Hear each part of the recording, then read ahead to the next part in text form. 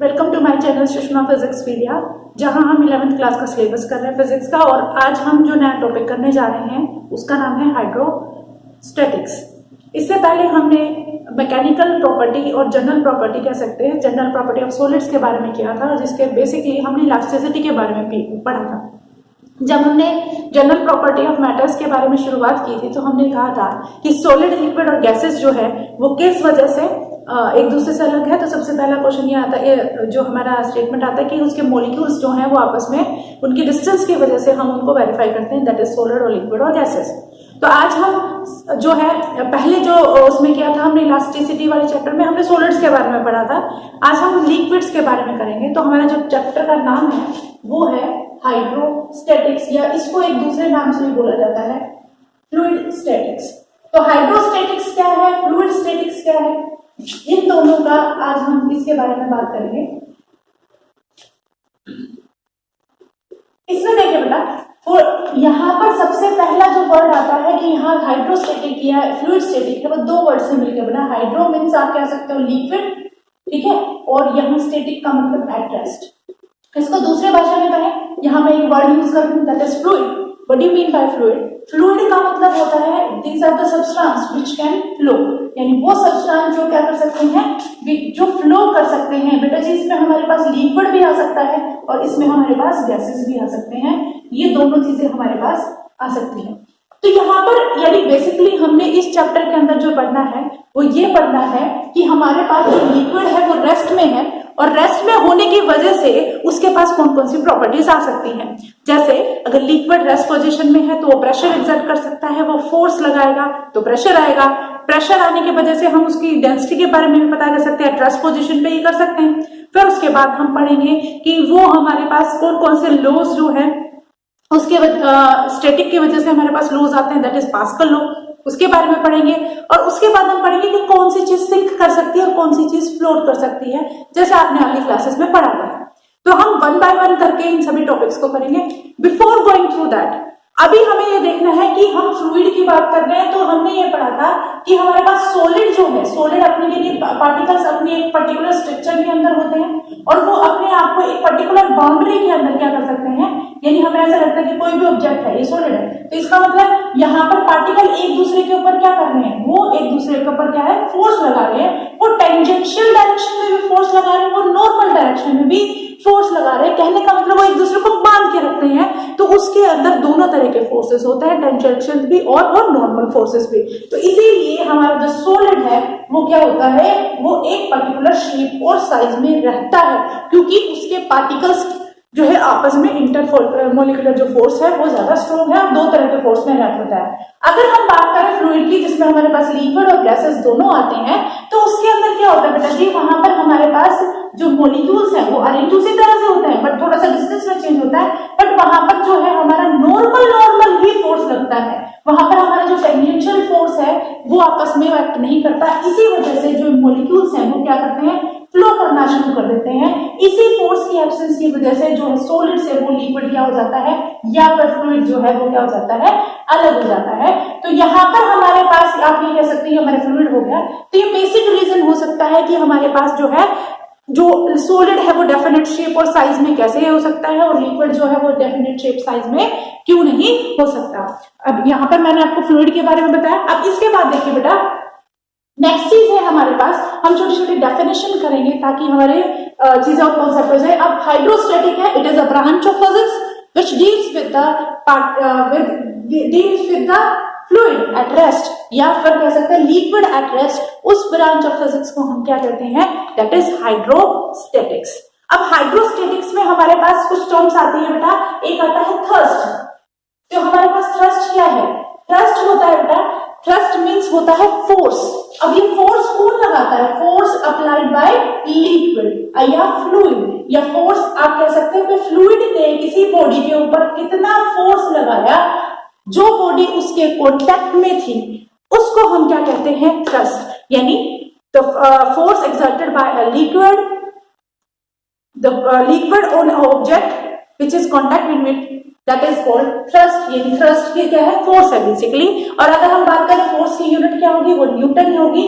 जैसे हमने पढ़ा उसकी डायमेंशन भी सेम एज दैट, थ्रस्ट की जो है वो किसके अंदर होगी, वो हमारे फोर्स के बराबर ही होगी। यानी जब हम थ्रस्ट की बात करें तो हमारी कंडीशन है कि हम वो लिक्विड के कंसर्न में हम उसको कर सकते हैं। तो यहाँ पर सेकेंड हमारे पास क्या है, थ्रस्ट। नेक्स्ट चीज क्या है कि एक चीज और है जो हम जानते हैं, दैट इज डेंसिटी।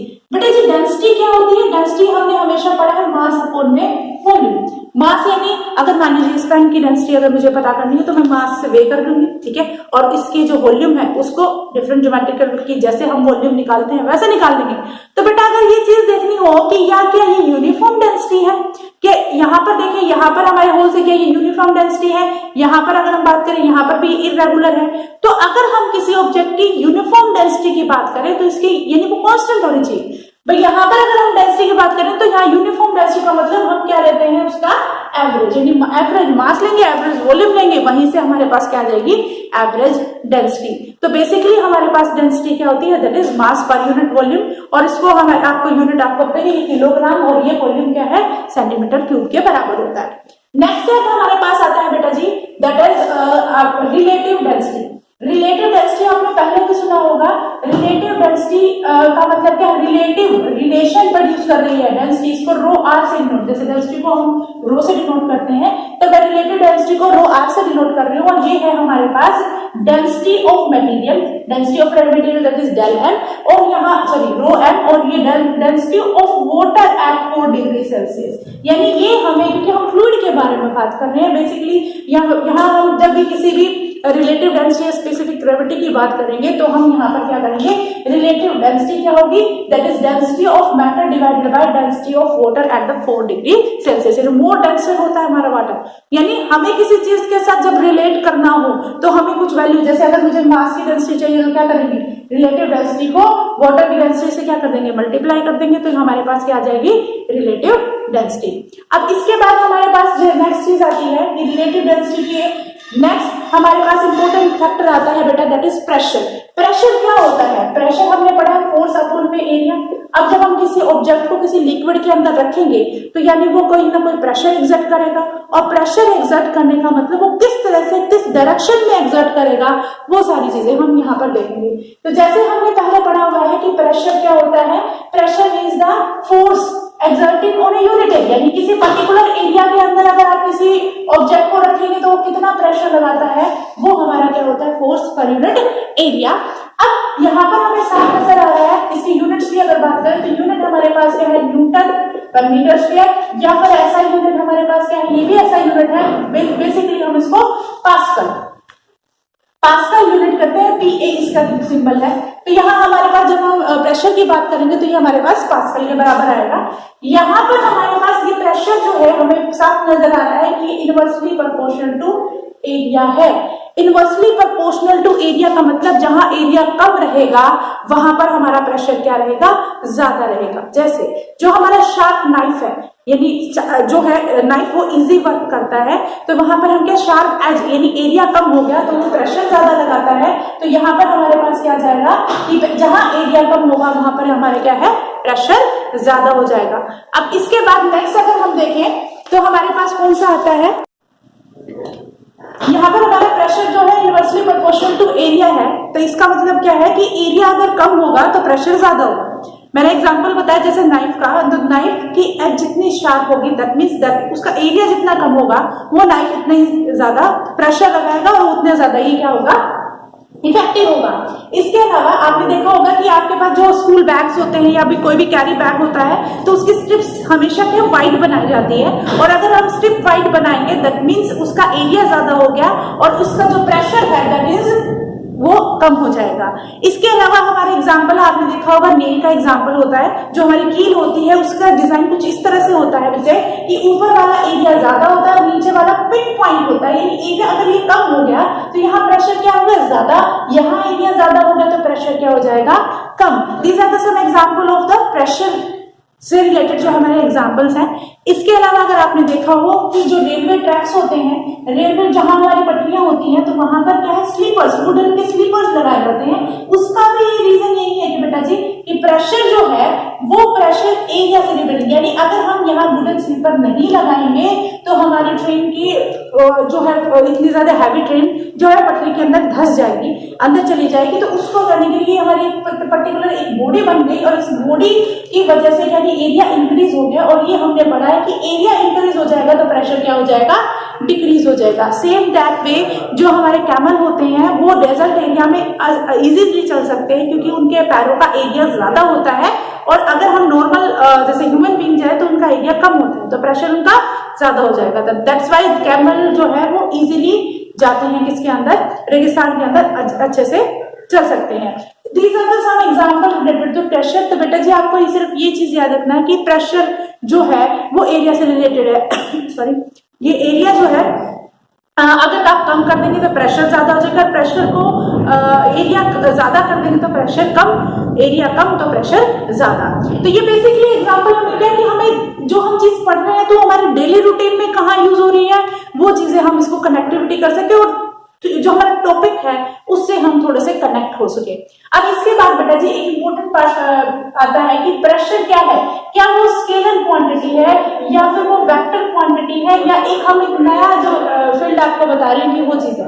अब स्केलर की बात करें कि हमारे दिमाग में आता है कि अगर किसी कंटेनर में हमने लिक्विड को रखा या फ्लूइड को रखा तो वो वेक्टर क्या करता है, वो कंटेनर के अंदर जो फ्लूइड है वो क्या करता है, उसके ऊपर क्या करता है, प्रेशर एक्सर्ट करता है। यानी जो आपका ये प्रेशर एक्सर्ट करेगा तो उसकी कोई डायरेक्शन होगी, और डायरेक्शन यानी प्रेशर या फोर्स एक्सर्ट करता है तो उसकी कोई डायरेक्शन है, और डायरेक्शन है तो दैट मींस वो वेक्टर क्वांटिटी है। यहां पर अगर आप बात करें तो बेटा जी हमारा जो फोर्स है, सॉरी प्रेशर जो है वो उसके पास मैग्नीट्यूड है तो स्केलर क्वांटिटी, उसके पास डायरेक्शन मैग्नीट्यूड प्लस डायरेक्शन है तो वेक्टर क्वांटिटी। बट वहां पर अगर देखा जाए कि मैं जहां इस मॉलिक्यूल की बात कर रही हूँ, पूरे सिस्टम की बात कर रही हूँ, तो यहाँ पर मॉलिक्यूल हर डायरेक्शन में फोर्स लगा रहा है, कोई एक पर्टिकुलर डायरेक्शन में तो फोर्स नहीं लगा रहा ना। तो हमने vector quantity are those quantity which have direction magnitude as well as direction in a particular जो है डायरेक्शन जो होनी है एक पर्टिकुलर स्पेस के अंदर यानी पर्टिकुलर जगह के अंदर होनी चाहिए, यानी स्पेसिफाइड होनी चाहिए। ठीक है, तो यहाँ पर हमारा जो मॉलिक्यूल है हर जगह फोर्स लगा रहा है, दैट मीन्स ये स्केलर भी आप कह सकते हो। अगर कई बुक्स में ऐसे लिखा तो pressure is a scalar quantity because जो हमारा फोर्स की डायरेक्शन है वो यूनिडायरेक्शनल है। ठीक है, अब इसके बाद हमारे पास आता है कि कई बार अगर हम बात करें पूरे सिस्टम की बात करें तो प्रेशर हमारी क्या है, एक स्केलर क्वांटिटी है पूरा सिस्टम। अगर मैं एक पॉइंट की बात करूं यानी इस की बात करूं तो ये तो प्रेशर एक्सर्ट कर रहा है, यूनिट एरिया के ऊपर कर रहा है, तो ये तो वेक्टर क्वांटिटी होगी। तो ये sometime it's behave like a scalar quantity and sometime it behave like a vector quantity. तो ऐसी क्वांटिटीज को बच्चे हम कहते हैं टेंसर क्वांटिटीज। यानी अगर पूरे सिस्टम की बात की जाए तो हमारा जो प्रेशर है एक स्केलर क्वांटिटी है, अगर एक पॉइंट ऑफ एप्लीकेशन की बात की जाए तो हमारा जो है एक क्या है वो एक वेक्टर क्वांटिटी है। तो अगर आपसे पूछा जाए तो प्रेशर क्या है, वो एक तरह की टेंसर क्वांटिटी है। आई थिंक ये चीज आपको समझ में आएगी। ठीक है, प्रेशर क्या है, प्रेशर के क्या क्या हमने कहाँ यूजेस यूज किए, मीन्स कहाँ उसकी एप्लीकेशंस हैं। क्योंकि अब बेटा जी क्योंकि प्रेशर के बारे में क्यों पढ़ा है, प्रेशर यानी अभी आप किसी लिक्विड को किसी कंटेनर के अंदर रखेंगे तो वो किसकी होल ऑफ कंटेनर के ऊपर फोर्स लगाएगा, पर यूनिट एरिया के ऊपर लगाएगा, यानी वो प्रेशर एक्सर्ट करेगा। सेम एग्जांपल एक दूसरे तरीके से समझाते हैं। आपके पास बलून है, बलून में अगर आपने एयर ब्लो की, ठीक है, एयर ब्लो करने के बाद क्या होता है कि जो एयर के पार्टिकल्स हैं वो क्या करेंगे, दूर दूर जाने की कोशिश करेंगे। इसी प्रॉपर्टी की वजह से क्या है, हमारा बलून की शेप क्या है वो चेंज, यानी हम कह सकते हैं ड्यू टू प्रेशर, वो जो मॉलिक्यूल्स है लगातार वॉल ऑफ द बलून के ऊपर प्रेशर एक्सर्ट कर रहे हैं, और इसी प्रेशर की वजह से क्या है हमारा बलून जो है वो बड़ा हो जाता है। ठीक है, तो यहाँ पर हमारे पास ये सारी चीज प्रेशर की वजह से है। और प्रेशर जैसे अभी जो आपके पार्टिकल है वो जो फोर्स लगा रहे हैं वो हर डायरेक्शन में लगा रहे हैं, एक डायरेक्शन में उसकी वॉल ऑफ द कंटेनर के ऊपर लगा रहे हैं। तो यहाँ पर हमारे पास क्या है, हम प्रेशर एक्सर्ट, यानी लिक्विड है वो भी प्रेशर एक्सर्ट करेगा, अगर आपका गैसेज है तो वो भी प्रेशर एक्सर्ट करेगा।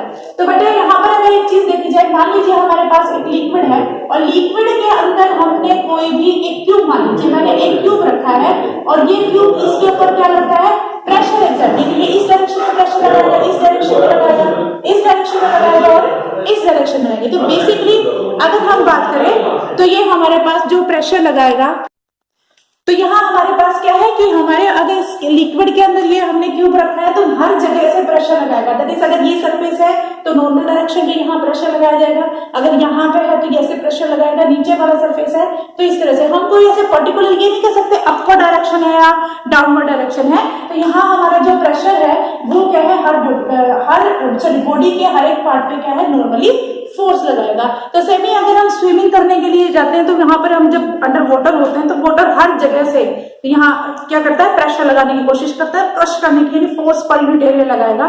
तो वही हल यहाँ पर है कि हमारे क्यूब को क्रश करने की कोशिश करेगा, हर डायरेक्शन में क्या है वो फोर्स लगा रहा है। तो ये प्रेशर नॉर्मली हमारे बॉडी के ऊपर नॉर्मली क्या है एक्सर्ट हो रहा है। अब इसके बाद हमारे पास नेक्स्ट है कि अगर ये प्रेशर एक्सर्ट हो रहा है तो यहाँ से हमारे पास कौन सी नई क्वांटिटी आती है, कौन सा नया लो है जो हमें यहाँ पर इस चीज को आगे डिफाइन करना की जरूरत है।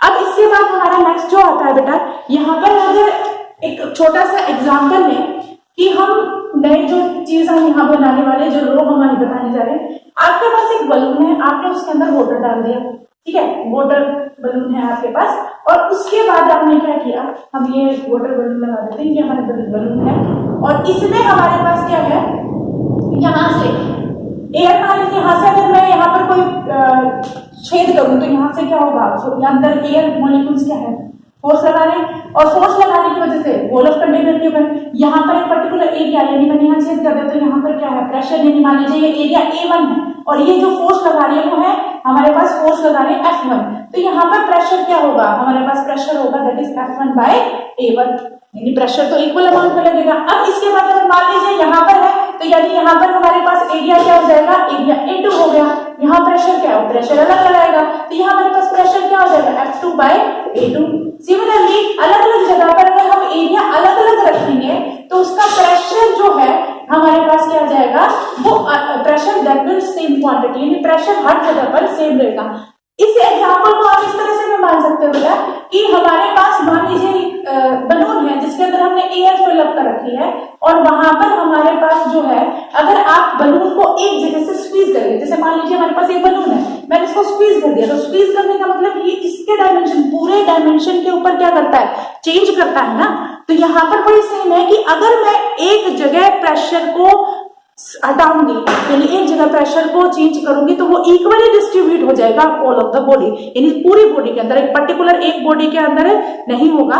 तो यहाँ पर हमारे पास क्या है कि हम यहाँ से एक नया कॉन्सेप्ट लेके आएंगे that is pascal law. Pascal ने हमें एक लॉ बताया कि अगर जी की वैल्यू को हम नेग्लेक्ट कर दें तो यहाँ हमारे पास एक चीज है, जी की वैल्यू नेग्लेक्ट करने के बजाय हम सीधा यहाँ पे ये बोलेंगे कि हमारा जो प्रेशर है वो इक्वल डिस्ट्रीब्यूट होगा, इक्वली डिस्ट्रीब्यूटेड, हर जगह वो इक्वली डिस्ट्रीब्यूटेड होगा जब भी हम क्या करेंगे, किसी भी जगह से प्रेशर को चेंज करेंगे, या फिर हम कह सकते हैं कि फोर्स पर यूनिट एरिया को चेंज करेंगे तो वो सारी बॉडी के अंदर क्या करेगा, उसको चेंज करेगा इक्वली, कोई एक जगह से अलग अलग नहीं करेगा। इसको बेटा जी आप इस तरह से भी लगा सकते हैं कि पास्कल लॉ को कहाँ कहाँ हम इसको यूज कर सकते हैं। पास्कल लॉ को बेटा जी हम कुछ मशीनरी, हाइड्रोलिक्स मशीनरी के अंदर यूज कर सकते हैं, जैसे हमारे पास है हाइड्रोलिक्स लिफ्ट। हाइड्रोलिक्स लिफ्ट क्या है, हाइड्रो यानी जो है लिफ्ट हमारे पास क्या होता है बेटा, यहाँ पर हम देखिए हमारे पास ऐसा कुछ सिस्टम है, यहाँ हमारे पास ये एरिया है स्मॉल एरिया, और यहाँ पर ये है, यहाँ पर हम फ्लूइड को ऐड करेंगे, यहाँ इसके बाद यहाँ पर हमारा ग्रेटर एरिया, मान लीजिए ये एरिया हमारा कैपिटल ए है और ये हमारा स्मॉल एरिया ए है। यहाँ पर इसको स्मॉल एरिया ए है। यहाँ पर अगर हम बात करें, हमने पास्कल लॉ ने ये बताया है कि अगर मैं एक जगह भी प्रेशर को चेंज करूंगी तो वो पूरी बॉडी के अंदर वो क्या करेगा, इक्वली डिस्ट्रीब्यूट हो जाएगा। तो यहाँ पर बच्चे हम अगर बात करें कि हमारे पास ये फोर्स मैंने यहाँ पर स्मॉल एफ लगाया, मान लीजिए मैंने यहाँ पर इसको स्मॉल एफ फोर्स लगाया, तो ये यहाँ पर क्या आ जाएगा प्रेशर, और प्रेशर क्या होगा फोर्स अपॉन में एरिया।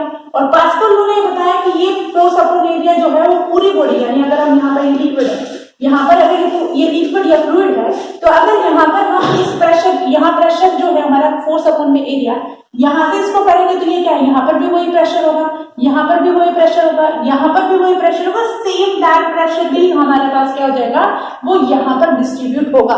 मान लीजिए अगर आप यहाँ पर थोड़ा बहुत 10 न्यूटन करते तो इक्वली वो यहाँ पर क्या हो जाता है, उतना ही इक्वली डिस्ट्रीब्यूट हो जाता है। तो यहाँ पर अगर हम बात करें तो यहाँ हमने प्रेशर एग्जर्ट करा तो ये क्या हो जाएगा, यहाँ से मैं इसको कंप्रेस कर रही हूँ तो वो इक्वली डिस्ट्रीब्यूट होकर यहाँ पर, जैसे बलून का एग्जांपल दिया था, मैंने स्क्वीज किया तो पूरी बॉडी के स्ट्रक्चर में वो क्या कर देता है, चेंज कर देता है। तो यहाँ पर हमारे पास क्या है, यहाँ पर भी प्रेशर क्या हो जाएगा, फोर्स अपॉन में एरिया, यानी ये प्रेशर और ये प्रेशर क्या होंगे, दैट इज सेम, यानी जितना ज्यादा हम यहाँ पर इसको नीचे करेंगे ये उतना ज्यादा ही क्या जाएगा, ऊपर की ओर जाने की कोशिश करेगा। यानी हमने वही पास्कल लॉ को अप्लाई करके हाइड्रोलिक लिफ्ट को बताने की कोशिश की है। इसी तरह से बच्चे हमारे पास जो है हाइड्रोलिक ब्रेक्स आते हैं, ठीक है। हाइड्रोलिक ब्रेक्स में भी क्या है, जब हम ब्रेक लगाते हैं तो ट्यूब्स के अंदर क्या होती है, फ्लूइड होता है, वो कंप्रेस होगा, कंप्रेस पिस्टन से अटैच होते हैं और वो पिस्टन से अटैच होने के बाद क्या होता है, वो पिस्टन को स्ट्रेच करेंगे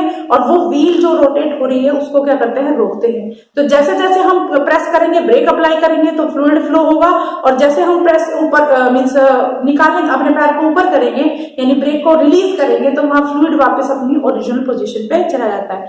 बेसिकली अगर हम बात करें तो ये हमारे कुछ एग्जांपल्स हैं जो कि हमारे पास्कल लॉ के ऊपर काम करते हैं कि एक जगह आपने फोर्स लगाया है पर यूनिट एरिया, तो वो फोर्स जो है वो प्रेशर का काम कर रहा है, फोर्स पर यूनिट एरिया, और वो इक्वली डिस्ट्रीब्यूट हो रहा है पूरी बॉडी के ऊपर। तो यहाँ पर इसके अलावा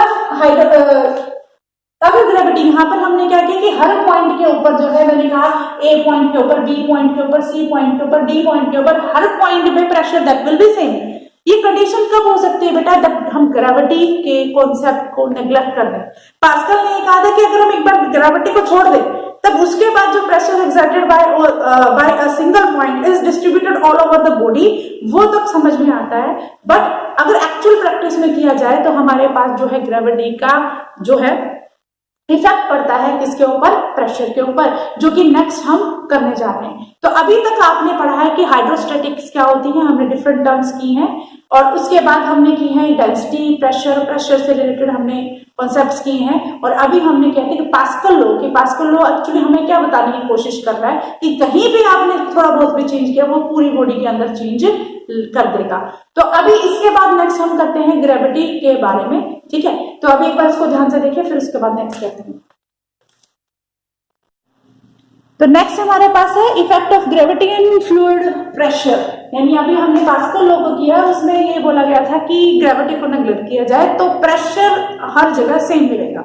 अगर हम ग्रेविटी, जैसे प्रैक्टिकल लाइफ में तो हम ग्रेविटी को नेग्लेक्ट नहीं कर सकते ना, तो अगर हम क्या करते हैं कि हम ग्रेविटी की वैल्यू को ध्यान में रखते हुए अगर प्रेशर निकाले तो नेक्स्ट जो है हमारे पास इफेक्ट ऑफ ग्रेविटी, ग्रेविटी का इफेक्ट क्या रहेगा किसी की फ्लूइड के प्रेशर के ऊपर। तो यहाँ पर हम एक अज्यूम करके चलते हैं बेटा कि मान लीजिए हमारे पास एक कंटेनर है और कंटेनर के अंदर हमने क्या कर सकते हैं, एक सिलेंड्रिकल बॉडी रखी हुई है, ठीक है। अब ये सिलेंड्रिकल बॉडी हमने यहाँ रखी हुई है। अब हमने क्या किया है कि इसकी मान लीजिए ये हाइट जो है वो है h, ठीक है।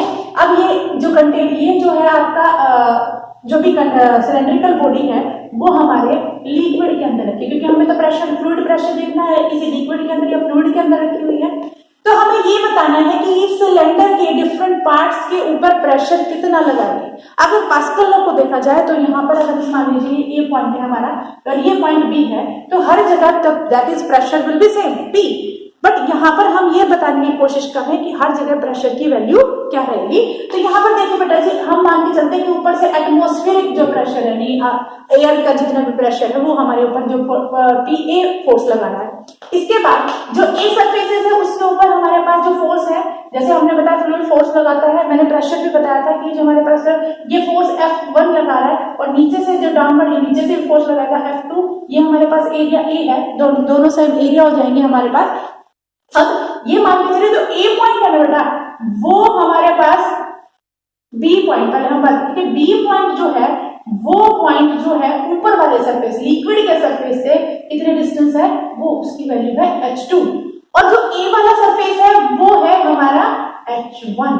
तो अगर हम H1 की यानी H2 में से H1 माइनस करें तो हमारे पास किसके कंटेंट की वैल्यू यानी H, दैट इज हो गया सिलेंड्रिकल बॉडी। तो यहाँ पर हमने क्या किया, लिक्विड लिया है, लिक्विड के अंदर सिलेंड्रिकल बॉडी ली है और हम ये बताने की कोशिश कर रहे हैं कि उसके डिफरेंट पार्ट के ऊपर जो है वो कितना प्रेशर लगाएगा, फ्लूइड प्रेशर लगेगा।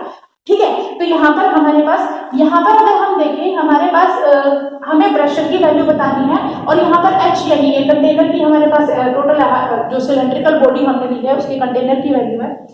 अब इसमें बेटा जी सबसे पहले जो फोर्स है यानी प्रेशर ऊपर की बात करें तो प्रेशर हमारे पास क्या, फोर्स अपॉन में एरिया लग रहा है। नीचे वाला भी हम जो प्रेशर की बात है, यहाँ पर प्रेशर अगर मान लो P1 की बात करूँ तो प्रेशर हमारा पास क्या लग रहा है, फोर्स अपॉन में एरिया। ठीक है, और दूसरा हमारे प्रेशर P2 की बात करें तो फोर्स अपॉन में फुल फोर्स लग रहा है और उसका एरिया क्या होगा, दैट इज एरिया। मान लीजिए इसको A1 तो पहले से हमें बस यूनिफॉर्म है, ये हो जाएगा A2, तो यहाँ से आगे हो जाएगा A1 और A2। यहाँ पर A1 और A2 दोनों बराबर है, यूनिफॉर्म हमने एक सिलेंडर लिया है। अब इसके बाद बेटा जी एक चीज ध्यान में देखिएगा कि हमारे पास ये यहाँ से अपवर्ड डाउनवर्ड, यहाँ से ऊपर की साइड फोर्स लग रहा है, यहाँ से नीचे यानी अपवर्ड, और यहाँ पर डाउनवर्ड डायरेक्शन में फोर्स लग रहा है। अगर यहाँ पर हम प्रेशर की वैल्यू निकाले तो सबसे पहले हम फोर्स की वैल्यू निकाले तो फोर्स हमारे पास क्या होता है, मास इंटू ग्रेविटी, यानी यहाँ पर हमारे पास मास इंटू ग्रेविटी। मान लीजिए हमारे पास ये जो इसका डेंसिटी है वो है रो के बराबर, यानी फोर्स देखना है हमें तो फोर्स कितना लग रहा है, फोर्स लग रहा है मास यानी F इज इक्वल टू ए यानी हम यहाँ पर एक्सेलरेशन ड्यू टू ग्रेविटी क्योंकि स्टेशनरी है तो यहाँ पर ग्रेविटी लगेगा। अब यहाँ पर मास को क्या लिख सकते हैं, मास को बच्चे हम लिख सकते हैं मास हमारे पास डेंसिटी, इसको हम लिख देते हैं वॉल्यूम इनटू डेंसिटी। ये तो आपको पता ही है कि डेंसिटी होती है मास अपॉन वॉल्यूम और इनटू जी यानी ग्रेविटी। अब यहाँ पर वॉल्यूम हमारे पास जो है वॉल्यूम और डेंसिटी, वॉल्यूम को हम v से डिनोट करते हैं और डेंसिटी हमारे पास क्या हो जाएगी, रो के बराबर, क्योंकि हमने इसकी डेंसिटी रो मानी है और ये हो जाएगी जी। बच्चे जी हमारे पास जो है ये कंटेनर है जिसका एरिया A है तो वॉल्यूम किसके बराबर, area into height, that is volume हो जाएगा इनटू डेंसिटी और रो, ये चीज होगी। यानी वॉल्यूम को मैंने लिख लिया area into height that is equal to volume. यहाँ पर हमारे पास क्या है, फोर्स। अब हमारे पास अगर ये चीज देखी जाए कि हमारे पास अगर मैं इसको इस साइड ले जाऊं यानी F बाय A तो ये हमारे पास क्या हो जाएगा H G रो, और फोर्स अपॉन में एरिया यानी हमने पर्टिकुलर फोर्स देखा था पर्टिकुलर एरिया के ऊपर तो ये हमारे पास क्या देगा, दैट इज प्रेशर। यानी हमारे पास जो प्रेशर है वो किसके बराबर आ जाएगा, H G रो। बेटा अगर ये किसी लिक्विड कॉलम की बात की जाए तो हमें ये पूछा जाए जनरली कितना प्रेशर है तो हम कहेंगे H G रो के बराबर है। यहाँ H हाइट है यानी आपकी यहाँ हाइट क्या है, ये कंटेनर की हाइट होगी, G जो है वो, और G आपकी एक्सेलरेशन ड्यू टू ग्रेविटी है, रो आपकी क्या है, डेंसिटी है। इसके बाद हमारे पास क्या आता है कि हमारे पास जो है P की नेक्स्ट थिंग जो है हमारे पास यहाँ पे जो हम निकाले कि यहाँ पर प्रेशर P1 और P2, अगर हम डिफरेंट पॉइंट्स के ऊपर यानी A पॉइंट के ऊपर हम बात करें तो एट पॉइंट A हमारे पास जो प्रेशर लगेगा, प्रेशर P1 बात करेंगे तो वो किसके बराबर होगा, H हाइट कितनी है H1 G रो, और एट पॉइंट B की बात करें तो वहां पे प्रेशर P2 लगेगा और ये हमारे पास क्या हो गया H2 G रो। तो यहाँ पर अगर हम प्रेशर का डिफरेंस देखें तो हमारे पास क्या आएगा, P2 minus P1 is equal to H2 minus H1 into G rho, और H2 माइनस H1 हमारे पास क्या है, H2 माइनस H1 हमारे पास आएगा दैट इज H G रो। यानी प्रेशर एट डिफरेंट पॉइंट जो है वो किसके कैसे निकल के आया, दैट इज H G रो।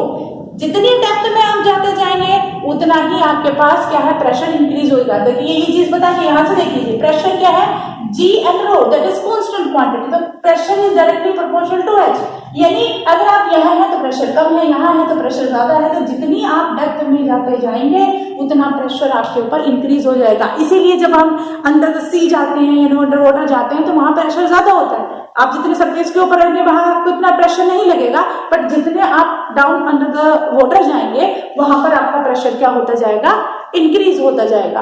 इसके बाद अगर हम बात करें कि यहाँ हमने एटमॉस्फेरिक प्रेशर है, इस बॉडी को हम कहाँ ले जाए, बिल्कुल इस एज पे ले जाए, यानी यहाँ पर हमारी बॉडी आ गई तो ऊपर लगने वाला यानी हमारा जो P1 प्रेशर था वो P1 प्रेशर क्या हो गया हमारा अब एटमॉस्फेरिक प्रेशर है। तो उस कंडीशन में आप ये ले सकते हो P2 minus PA is equal to HG rho, और अगर मैं टोटल प्रेशर की बात करूं यानी टोटल प्रेशर कितना लग रहा है तो बेटा जी उसको कहेंगे PA प्लस में HG रो। किस कंडीशन में बच्चा, कि जब ये जो सिलेंड्रिकल बॉडी है वो यहां से शिफ्ट होके यहां पर आ गई, सरफेस के ऊपर आ गई, तो वहां पर हमारा एटमॉस्फेरिक प्रेशर भी काम करेगा। तो कई बार जब हमारे पास न्यूमेरिकल आ जाते हैं तो वो डेप्थ के अंदर है, तब बच्चे आप सीधा H0 वाला एग्जांपल लेंगे। अगर वो सरफेस के पास है तो हम वहां अगर एटमॉस्फेरिक प्रेशर है जिसको नॉर्मली 1.01 इंटू 10⁵ पास्कल के बराबर हम रखते हैं, तो वहां पर हम इस वैल्यू को क्या करेंगे, ऐड करेंगे। न्यूमेरिकल करेंगे जब ये सारी चीजें क्रिस्टल क्लियर हो जाएंगी। तो एक बार आप इसको ध्यान से देखिए, हमने बताया है कि ग्रेविटी का क्या इफेक्ट है फ्लूइड के प्रेशर के ऊपर। सिलेंड्रिकल बॉडी ली है, डिफरेंट सरफेसेस लेके हमने उनके ऊपर ये बताया है कितना प्रेशर एग्जर्ट है। तो अभी ये फॉर्मूला आप याद रखेंगे, ये दो फॉर्मूले कि जब हम न्यूमेरिकल करेंगे तो ये चीजें आपको क्रिस्टल क्लियर हो जाए। एक बार इसको ध्यान से देखिए और उसके बाद हम इसके एक दो न्यूमेरिकल करने की कोशिश करेंगे।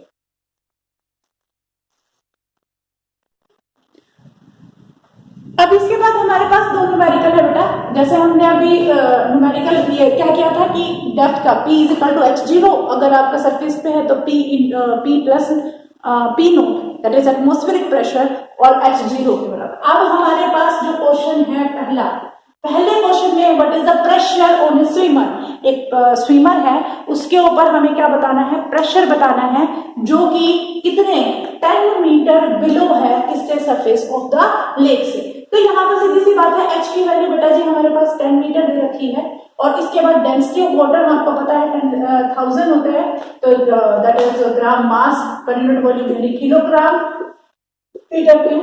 इसके बाद हमारे पास क्या है, प्रेशर निकालना, यानी गिवन चीज मैंने आपको बता दी, अब आपको प्रेशर बताना। और प्रेशर का फॉर्मूला अभी हमने बताया था, प्रेशर का फॉर्मूला बेटा हमारे पास होता है P = P नोट प्लस में H0, यानी H0 P नोट की वैल्यू 1.01 इंटू 10⁵ के बराबर होती है और इसके बाद H की वैल्यू हमारे पास 10 है, G की वैल्यू भी अगर मैं 10 ले सकती हूँ तो 10 ले लिया, तो इसके बाद हमारे पास जो है रो की वैल्यू जो है हमारे पास 10⁻³ है। तो यहाँ पर अगर हम देखें तो हमारे पास जो वैल्यू आएगी, अच्छा एक चीज और देख लेते हैं किसमें हमारे पास जो एनसीईआरटी का क्वेश्चन है जी की। हाँ बेटे यहाँ पर हमारे पास जी की वैल्यू 9.8 ली गई है, तो यहाँ पर हम इसको 9.8 से H दैट इज 10, ये हमारे पास आएगी 9.8, ठीक है। तो यहाँ पर अगर हम इसको सोल्व करते हैं तो 1.01 इंटू 10⁵, और ये हमारे पास क्या हो जाएगा, दैट इज 9.8 इंटू 10⁻³ तो अप्रोक्सीमेटली अगर हम इसको यहाँ पर हमारे पास प्लस साइन आएगा, तो अप्रोक्सीमेटली हमारे पास आएगा 1.98 इंटू 10⁵। यहाँ पर कुछ हमारे पास 10⁻³ है और इसके बाद हमारे पास 10⁻10 है, तो 10⁻ये हमारे पास 3 के बराबर है, तो इसको हम लिया गया 0.1 के बराबर पे। तो ये हमारे पास जो है वैल्यू प्रेशर की कितनी वैल्यू आ गई, प्रेशर की हमारे पास आई है 1.98 इंटू 10⁵ पास्कल, ठीक है। तो यहाँ पर हम इसको अप्रोक्सीमेटली 2 एटमॉस्फेरिक प्रेशर भी कह सकते हैं। तो बेसिकली हम क्या कर सकते हैं, यहाँ पर या हमने H0 यानी वैल्यू पुट करके हमने ये भी स्विमर की वो उसके ऊपर कितना एटमॉस्फेरिक या टोटल प्रेशर रहेगा ड्यू टू एटमॉस्फेयर भी और ड्यू टू हाइट भी, तो यहाँ पर हमने इसको सोल्व किया है, यानी सिंपल फॉर्मूला हमारा। नेक्स्ट देखिए बेटा, ये भी हमारा एनसीईआरटी का क्वेश्चन है, the density of the atmosphere at the sea level. बेटा जी यहाँ हमारी डेंसिटी दे रखी है, that is 1.29 kilogram per metre cube, ठीक है। Assume that it doesn't change with altitude, यानी हमें h से कोई भी लेना देना नहीं है, h की वैल्यू पे कोई भी फर्क नहीं पड़ेगा। Then how high would the atmosphere extended, यानी आपको ये बताना है कि आपका एटमॉस्फेयर जो है वो कितनी हाइट तक क्या करेगा, एक्सटेंडेड रहेगा। तो प्रेशर हमने क्या बताया है, H0 ये होता है हमारे पास। अगर मुझे H की वैल्यू निकालनी है तो H किसके बराबर हो जाएगी, pressure divided by G into rho. अब प्रेशर क्या है, हमारा एटमॉस्फेरिक प्रेशर है जिसकी वैल्यू हमें क्या पता है, तो यहाँ पर इसको सोल्व कर देते हैं। H इज इक्वल टू हमारे पास है P, H is equal to P divided by G rho. तो यहाँ हमारे पास 1.01 इंटू 10⁵, G की वैल्यू 10 रख लीजिए और ये 1.29 इंटू 1.29 है, तो ये हमारे पास ये वैल्यूज आ गई। तो यहाँ पर जब हम इसको सोल्व करते हैं तो ये हमारे पास जो वैल्यू आएगी 1 2, तो ये होगा 1000 यानी अप्रोक्सीमेटली 79 कुछ आएगा, तो इसको हम अप्रोक्सीमेटली कह सकते हैं, अप्रोक्सीमेटली 8 किलोमीटर, यानी 7982 समथिंग कुछ आएगा। तो इसको हम अप्रोक्सीमेटली क्या कह सकते हैं, इसको हम 8 किलोमीटर कह सकते हैं कि हमारा जो एटमॉस्फेयर है वो कितना फैला हुआ है, 8 किलोमीटर, जहां पर डेंसिटी जो है सी लेवल की वो है 1.29। यानी बेटा जी सिंपल सा formula P equal to H0, और अगर सिंपल प्रेशर की डेप्थ की बात की जाए, जितना डेप्थ में जाएंगे तो Hg वाला फॉर्मूला लगाना है। तो यहाँ पर मैंने 2 एनसीईआरटी क्वेश्चन की हेल्प से आपको बताया है कि किस तरह से जो वेरिएशन है वो प्रेशर का होता है विद रिस्पेक्ट टू अगर ग्रेविटी को कंसीडर कर लिया जाए। अगर ग्रेविटी को कंसीडर नहीं करेंगे तो पास्कल लॉ के अकॉर्डिंग हम काम करेंगे, जिसमें हमने मैकेनिकल लिफ्ट वगैरह की थी। तो आज हमने थोड़ा बहुत यानी कह सकते हो प्रेशर के बारे में पढ़ा है। हम नेक्स्ट वीडियो में इसको कंटिन्यू करेंगे। तो आज के लिए इतना काफी है। Thank you.